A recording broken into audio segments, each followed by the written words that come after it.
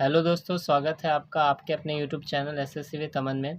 दोस्तों, मैं आप लोगों के लिए आज एसएससी सीजीएल मेंस 2023 का कंप्लीट स्ट्रेटजी लेकर आया हूँ, जिसमें हम लोग देखेंगे कैसे 75 डेज़ के अंदर हम लोग पूरे सिलेबस को भी कवर करेंगे और हमारा जो टारगेट होगा वो 335 यानी 330 प्लस मार्क्स कैसे लाया जाए। तो हम यहाँ पर हर सेक्शन को पार्टिकुलरली डिवाइड कर दिए हैं कि किस सेक्शन से कितने क्वेश्चंस पूछे जाते हैं और साथ ही साथ आप किन रिसोर्सेज का हेल्प ले सकते हैं। तो चलिए बिना किसी देरी के स्टार्ट करते हैं। हम लोग जो है इस सीजीएल मेंस में देखेंगे कि टोटल हम लोग को 4 सब्जेक्ट्स होते हैं, जैसे कि एक रीजनिंग हो जाता है, दूसरा क्वांटिटेटिव एप्टीट्यूड, तीसरा इंग्लिश और चौथा जनरल अवेयरनेस। सभी के लिए अलग अलग स्ट्रेटजी होनी चाहिए, क्योंकि अभी के टाइम में ये जो सीजीएल मेंस है इसमें हर चैप्टर्स का, हर सब्जेक्ट का इक्विवेलेंट वेटेज है। खास करके अगर आप जीएस की बात करें तो जीएस यहाँ पे एक डिसाइडिंग फैक्टर हो सकता है। तो चलिए सबसे पहले जो हमारा सेक्शन जिसके बारे में हम लोग बताने वाले हैं वो है अपना जनरल अवेयरनेस। इसमें हम लोग देखेंगे कि किस टॉपिक वाइज कितना वेटेज है। सीजीएल मेंस 2022 के अकॉर्डिंग हम लोग देखेंगे कि किस सेक्शन से कितने नंबर ऑफ क्वेश्चंस पूछे जाते हैं, तो उसी के हिसाब से हमारा स्ट्रेटजी क्या होना चाहिए, जिससे कि with in period of times हम पूरे सिलेबस को अच्छी तरह से कंप्लीट कर सके और 2023 में हम लोग अच्छे जॉब पे इंस्पेक्टर बन सके। तो चलिए सबसे पहले हम बात करते हैं करंट अफेयर्स का। तो करंट अफेयर्स से जो नंबर ऑफ क्वेश्चंस पूछे जाते हैं वो 4 से 5 क्वेश्चंस पूछे जाते हैं। बात करते हैं स्टैटिक जीके की। तो स्टैटिक जीके में 3 से 4 क्वेश्चन होता है। इसके लिए आप कोई भी रिसोर्सेज देख सकते हैं, जैसे कि या तो आप लूसेंट देख सकते हो या फिर किरण या क्रॉन, कोई भी बुक जो आपको अच्छा लगे। साथ ही साथ आप जो मॉक देते हो तो उस मॉक से भी एनालिसिस कीजिएगा कि करंट से या फिर जो स्टैटिक जीके का क्वेश्चंस है उसको आप कॉपी में नोट डाउन कर लीजिएगा। ये आपको एग्ज़ाम से पहले करना है ताकि एग्ज़ाम तक आपका जो लगभग का सिलेबस है वो कंप्लीट हो जाए। साथ ही साथ अगर आप बायोलॉजी की बात करेंगे तो बायोलॉजी का भी अच्छा वेटेज है, इससे भी 3 से 4 क्वेश्चंस पूछे जाते हैं। पॉलिटी के भी 3 से 4 क्वेश्चंस पूछे जाते हैं। तो पॉलिटी में मेनली आप लोग को क्या क्या देखना होगा, तो पॉलिटी में आप अमेंडमेंट देख लेंगे, आर्टिकल देख लेंगे, ठीक है, थोड़ा बहुत कॉन्स्टिट्यूशन असेंबली देख लेंगे। तो ये सारे चीज़ जो मेजर टॉपिक है तो इन सभी पे आपको स्पेशल फोकस करना है। बात करते हैं हिस्ट्री के, तो हिस्ट्री से भी आपको 2 से 3 क्वेश्चंस देखने को मिलता है। नेक्स्ट देख लेते हैं अपने पास ज्योग्राफी है। ज्योग्राफी से भी 2 से 3 क्वेश्चंस पूछे जाते हैं। उसके साथ अगर आप फिजिक्स की बात करें तो इससे भी 2 से 3 क्वेश्चंस पूछे जाते हैं। ओवरऑल अगर आप बात करें जीके सेक्शंस में तो ये 6 और 7 टॉपिक ऐसा है जिससे कि नंबर ऑफ क्वेश्चंस ज़्यादा पूछे जाते हैं, यानी ये आपको करना ही करना है, क्योंकि ये आपको फाइनल एग्ज़ाम में अच्छा स्कोर दिलाने में और साथ ही साथ आपका ड्रीम पोस्ट दिलाने में बहुत ज़्यादा इस क्रूशियल रोल प्ले करने वाला है। अगर आप केमिस्ट्री की बात करें तो केमिस्ट्री में 1 से 2 क्वेश्चंस पूछे जाते हैं, या फिर अगर आप इकोनॉमिक्स से का बात करें तो इससे भी 1 से 2 क्वेश्चंस पूछे जाते हैं।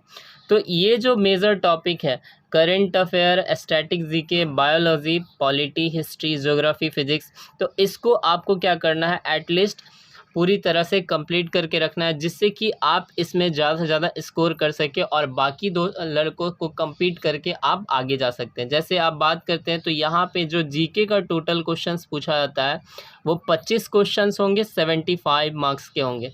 तो इसी हिसाब से आपको जीके को तैयार करना है कि जिससे कि आप जीके में कम से कम 50 प्लस मार्क्स लेकर आ सकते हो। दूसरा जो हमारे पास सब्जेक्ट है वो है क्वांट्स यानी अपना जो मैथ है। तो इस मैथ्स में भी कुछ पार्टिकुलर ऐसे टॉपिक है जिससे नंबर ऑफ़ क्वेश्चंस ज़्यादा पूछे जाते हैं। जैसे आप ज्योमेट्री की बात करते हैं तो ज्योमेट्री से नंबर ऑफ़ क्वेश्चंस 3 पूछे जाते हैं।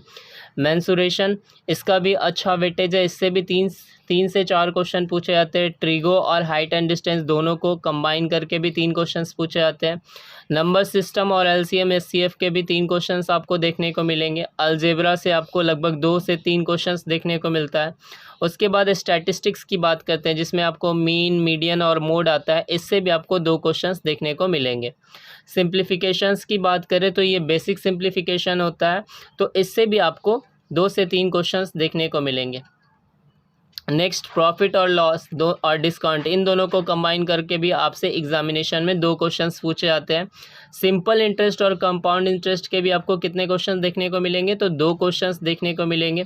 रेशियो, पार्टनरशिप और एज, ये 3 चैप्टर कंबाइन करके आपको 2 क्वेश्चंस देखने को मिलते हैं। ओवरऑल अगर अब बात किया जाए तो यहाँ से लेकर यानी ज्योमेट्री से लेकर रेशियो पार्टनरशिप तक आपको नंबर ऑफ़ क्वेश्चंस का जो वेटेज है वो ज़्यादा है, यानी आप यहाँ पर मैक्सिमम एफर्ट लगाना है ताकि ये सारे अगर आप अच्छे से कर लेते हो तो ओवरऑल आप एग्ज़ाम्स के बहुत ज़्यादा क्लोज यानी आप अपने पोस्ट के बहुत ज़्यादा क्लोज पहुँचते हैं।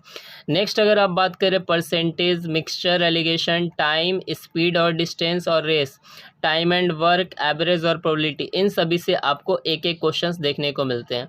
ओवरऑल अगर आप क्वेश्चंस की बात करें तो मैथ्स में टोटल आपको 30 क्वेश्चंस देखने को मिलेंगे और उसका ओवरऑल मार्क्स आपको 90 देखने को मिलता है।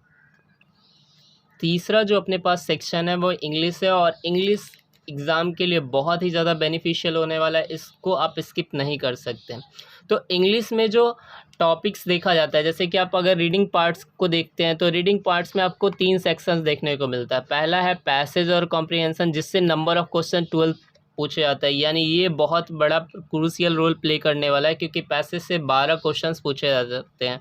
उसी तरह से PQRS के 6 क्वेश्चंस आपको देखने को मिलेंगे और क्लोज टेस्ट के टोटल आपको 4 क्वेश्चंस देखने को मिलेंगे। ओवरऑल अगर आप बात करेंगे तो रीडिंग पार्ट से आपको 22 क्वेश्चंस मिलेंगे। तो इनको आपको अच्छी तरह से करना है। आप कोई भी प्रीवियस ईयर्स का बुक उठा सकते हो, साथ ही साथ अगर आप मॉक्स लगाते हो तो वहाँ से भी आप इन चीज़ों को एनालिसिस कर सकते हो। नेक्स्ट देखते हैं जो हमारा ग्रामर सेक्शंस है, तो ग्रामर सेक्शंस में किन किन चीज़ों से क्वेश्चन पूछा जाता है। तो सबसे पहले fill in the blanks. Fill in the blanks से आपको 4 क्वेश्चंस पूछे जाते हैं। इसमें हो सकता है आपको वोकैब्स की जानकारी हो या फिर आपसे ग्रामर्स को रिलेटेड जैसे कि प्रीपोजिशन, कंजक्शन और भी जितने भी टॉपिक जैसे नाउन, प्रोनाउंस का भी आपको फिलर और एरर देखने को मिलेगा। पहले के टाइम में क्या होता था कि इसकी जनसंख्याएं ज़्यादा होती थी, ज़्यादा नंबर ऑफ़ क्वेश्चन पूछे जाते थे, लेकिन अभी CGL में इससे सिर्फ 4 क्वेश्चन पूछे जाते हैं, लेकिन इन 4 क्वेश्चन को भी हमें स्किप नहीं करना है। ओवरऑल हमारी स्ट्रेटजी ये होनी चाहिए कि इंग्लिश और मैथ में हमें full out of full marks मिले और इसमें आप आसानी से उसको ग्रैब भी कर सकते हैं क्योंकि अभी आपके पास लगभग 75 डेज़ है और 75 दिन कोई कम नहीं होता है। इसमें अच्छी तरह से आपकी स्ट्रेटजी बन भी सकती है और आपकी तैयारी पीक पे जा भी सकती है। दूसरा जो टॉपिक जो इंग्लिश में पूछा जाता है वो है वॉइस। वॉइस से आपको लगभग 3 क्वेश्चंस देखने को मिलेंगे। उसी तरह से अगर आप नरेशंस की बात करेंगे तो इससे भी आपको 3 क्वेश्चंस देखने को मिलता है। एरर स्पॉटिंग्स के मात्र 2 या 2 से 3 क्वेश्चन देखने को मिलेगा और सेंटेंस इंप्रूवमेंट के 1 क्वेश्चंस मिलेंगे, यानी ग्रामर सेक्शन से आपको टोटल 13 क्वेश्चंस मिलेंगे। 13 क्वेश्चंस ये बहुत ज़्यादा इंपॉर्टेंट है, तो 13 क्वेश्चंस आपको ग्रामर सेक्शंस को देखने को मिलेंगे और 22 जो क्वेश्चन है वो आपको रीडिंग पार्ट से मिलते हैं। नेक्स्ट बात करते हैं वोकैबुलरी से कितने क्वेश्चंस पूछे जाते हैं। तो वोकैबुलरी में सबसे पहले इडियम्स एंड फ्रेजेस से आपको 2 क्वेश्चंस मिलता है। वन वर्ड सब्स्टिट्यूशन से भी 2 क्वेश्चंस देखने को मिलता है। स्पेलिंग की बात करें, स्पेलिंग एरर का, उससे भी आपको 2 क्वेश्चंस देखने को मिलेगा। एंटोनिम से भी आपको 2 क्वेश्चन देखने को मिलेगा। सिनोनिम्स से भी आपको 2 क्वेश्चंस देखने को मिलेगा और उसी तरह से होमोनिम्स से भी आपको 2 क्वेश्चंस देखने को मिलेगा। ओवरऑल अगर वोकैबुलरी की बात करें तो वोकैब से आपको टोटल 10 क्वेश्चंस देखने को मिलेगा।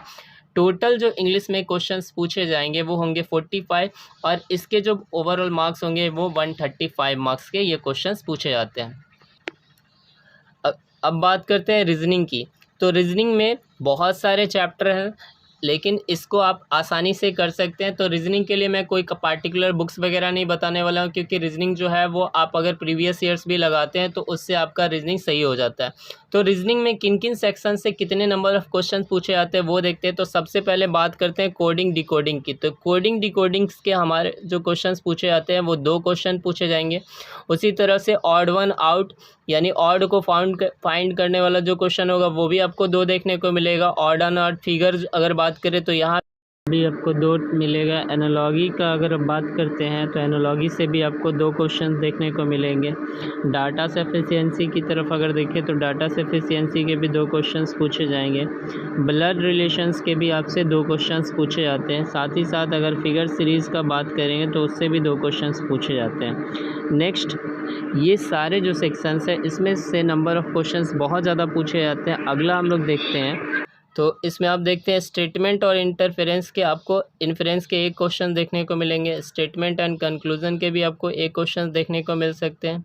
स्टेटमेंट एंड कॉज से भी एक क्वेश्चन पूछे जाते हैं। कॉज और इफेक्ट से भी आपको एक क्वेश्चन पूछे जाते हैं। साइन चेंज से आपको एक क्वेश्चन देखने को मिल सकता है। मैथमेटिकल ऑपरेशंस की बात करें, इससे भी आपको एक क्वेश्चन देखने को मिल सकता है। लेटर्स और मीनिंगफुल अरेंजमेंट से आपको एक क्वेश्चन देखने को मिल सकता है। लेटर सीरीज़ की बात करें तो इससे भी आपको एक क्वेश्चन देखने को मिल सकते हैं। नंबर सीरीज़ से आपको एक क्वेश्चन पूछे जाते हैं। एम्बेडेड फिगर से भी आपको एक क्वेश्चन पूछे जाते हैं। सिलोलिज्म के भी आपको एक क्वेश्चन ही देखने को मिलेंगे। वाटर और मिरर इमेज से भी आपको एक क्वेश्चन देखने को मिलेंगे। पेपर कटिंग और फोल्डिंग्स के भी एक क्वेश्चन पूछे जाते हैं। फिगर एनालॉगी के भी एक क्वेश्चन पूछे जाते हैं और सीटिंग अरेंजमेंट से भी एक क्वेश्चन पूछे जाते हैं। नेक्स्ट ऑर्डर और रैंकिंग के भी एक क्वेश्चन पूछे जाते हैं। यानी टोटल आपको रीजनिंग में क्वेश्चन कितने पूछेंगे जाएंगे, 30 क्वेश्चन पूछे जाएंगे। 90 मार्क्स के ये क्वेश्चन होंगे। तो आपको क्या करना, आपका स्ट्रेटजी ये होना चाहिए कि आप इन सभी टॉपिक जैसे रीजनिंग के टॉपिक्स पे, मैथ्स के टॉपिक पे और इंग्लिश के टॉपिक्स को पूरी तरह से कंप्लीट कर ले।